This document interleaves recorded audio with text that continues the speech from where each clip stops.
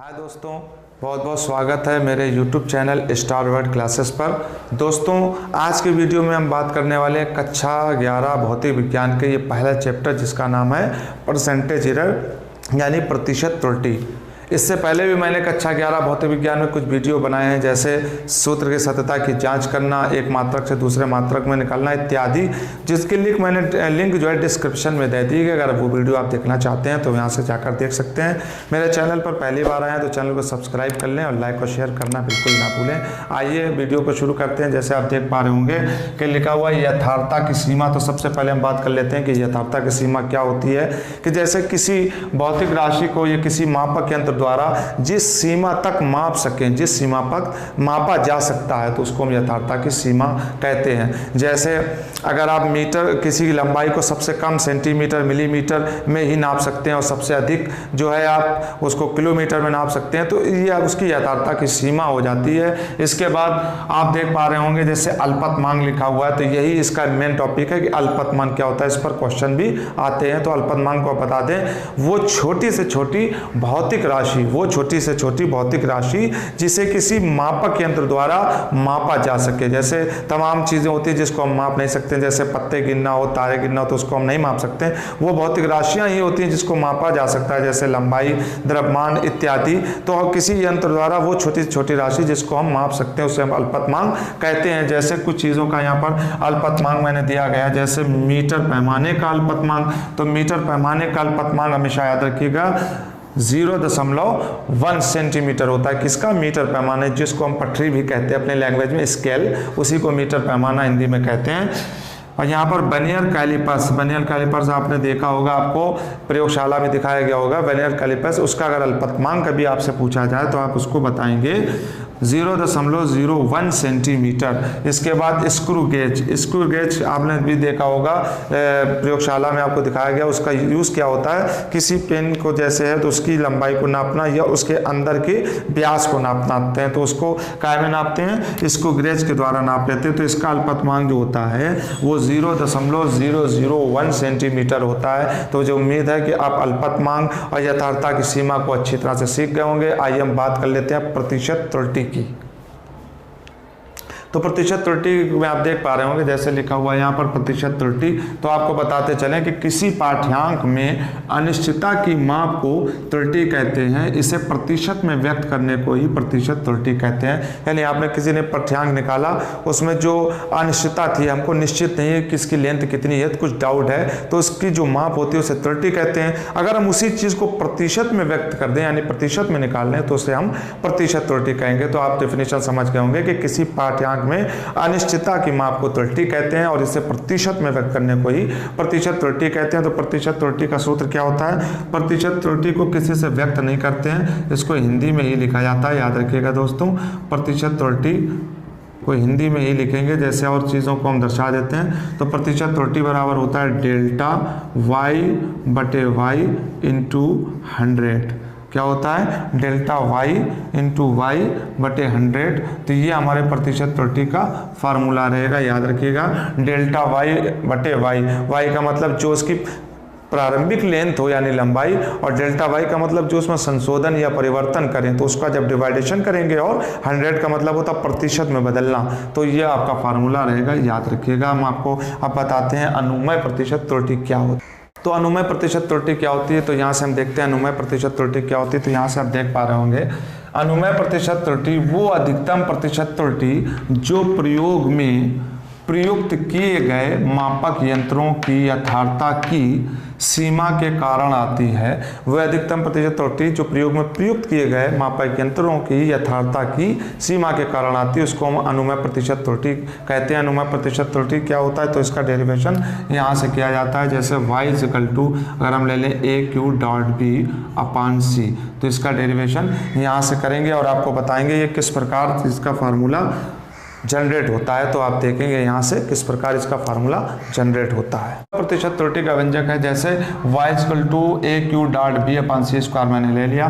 Taking log both side यानी दोनों पक्षों का अगर हम लॉग ले लें तो क्या हो जाएगा? यहाँ से मैं आपको यहाँ से लिख कर दिखा देता हूँ। Log y log a³ upon C square, मैंने ये ले लिया। अब log लेने पर आपने देखेंगे log y इक्वल टू, आपने पढ़ा होगा 9th में यहाँ पर फार्मूला कि log अगर m/n हो तो क्या होता है दोस्तों, log m minus log n, ये फार्मूला आपने 9th में पढ़ा है। तो यहाँ से इसको अप्लाई करते हैं तो log a³ b minus log c square, यहाँ पर आप समझ पाए। यहीं पर एक फार्मूला आपने और भी पढ़ा होगा 9th में, log m.n equal to log m plus log n, याद आया दोस्तों, ये फार्मूला आपने 9th में पढ़ा था। तो यहाँ से क्या हो जाएगा, log a³ plus log b minus log c square.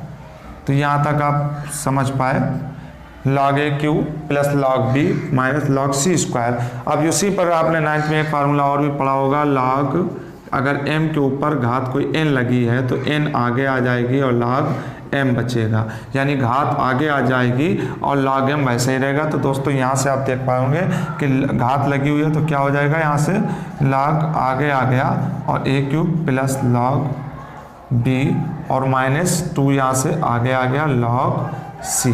फार्मूलों को ध्यान में रखिए। तो इतना आप यहाँ से समझ पाए। अब आपको यहाँ से क्या करना है दोस्तों, अब आपको आंशिक अपकलन करना है। क्या करना है दोस्तों, आंशिक अपकलन करने पर लिख दीजिए यहाँ पर, आंशिक अपकलन करने पर